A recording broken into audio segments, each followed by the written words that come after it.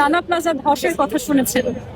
সেই রানা প্লাজা ধসে যখন ইমিডিয়েটলি খবরটা আসে, আমি এবং আমার সেই দল ছুটে গিয়েছিলাম সেই জায়গায়। সে যতদিনে সুস্থ না হয় তার বাসাটা ভাড়া দেয়া, যতদিন পর্যন্ত সরকার তার ব্যবস্থা গ্রহণের জন্য হাত না বাড়িয়েছে ততদিন পর্যন্ত তার এই মেঘনা আলমই করেছিলেন।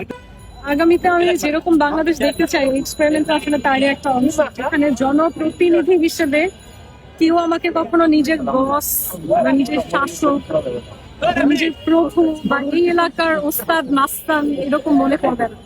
আমি যখন সংসদ সদস্য হব, আজকে যেরকম তারা নির্ভয়ে আমার সামনে বসে আমার চোখে চোখ রেখে কথা বলতে পেরেছে, যখন আমি সংসদে থাকবো ইনশাআল্লাহ, মেঘনা আলম যদি সংসদে থাকে, এই এলাকার যে কোনো জনতার যে কোনো সমস্যায় আমাকে নির্ভয়ে তারা পৌঁছাতে পারবে। এক ধরনের গৌরব থাকে, আমি মানুষকে শো অফ করছি। প্রকৃতপক্ষে যারা দেশের জন্য সমাজের জন্য করে তারা কিন্তু আসলে বলে বেড়ায় না আমি অনেক কিছু করছি। আমার স্বল্প জীবনে যতটুকু সম্ভব হয়েছে আমার জ্ঞান বিতরণের মাধ্যমে, কিংবা আমার যতটুকু সামান্য আর্থিক উপার্জনও ছিল সেটার মাধ্যমেও আমি প্রতিষ্ঠা করেছিলাম একটি ইয়াংদের সংগঠন, যেটার নাম ছিল একত্র 2013 সালে।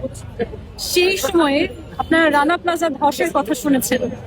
সেই রানা প্লাজা ধসে যখন ইমিডিয়েটলি খবরটা আসে, আমি এবং আমার সেই দল ছুটে গিয়েছিলাম সেই জায়গায় ঔষধ, ফার্স্ট এইড নিয়ে মানুষকে লিটারালি ধ্বংসস্তূপ থেকে বের করে আনার উদ্যোগ নিয়ে সেই মানুষগুলোকে আমরা রিহ্যাবিলিটেট করতে সক্ষম হয়েছি। আমরা তাদেরকে, তাদের যে পরিবার, সেই পরিবার বা যাদের হাত পা কাটা গিয়েছে সেই মানুষগুলোকে ভিন্ন ইনকাম উপার্জনের পথ করে দেয়া, একটা সেলাই মেশিন কিনে দেয়া, সে যতদিনে সুস্থ না হয় তার বাসাটা ভাড়া দেয়া, যতদিন পর্যন্ত সরকার তার ব্যবস্থা গ্রহণের জন্য হাত না বাড়িয়েছে ততদিন পর্যন্ত তাদের চিকিৎসা সবচেয়ে ক্রিটিক্যাল যারা, এই মেঘনা আলমই করেছিলেন।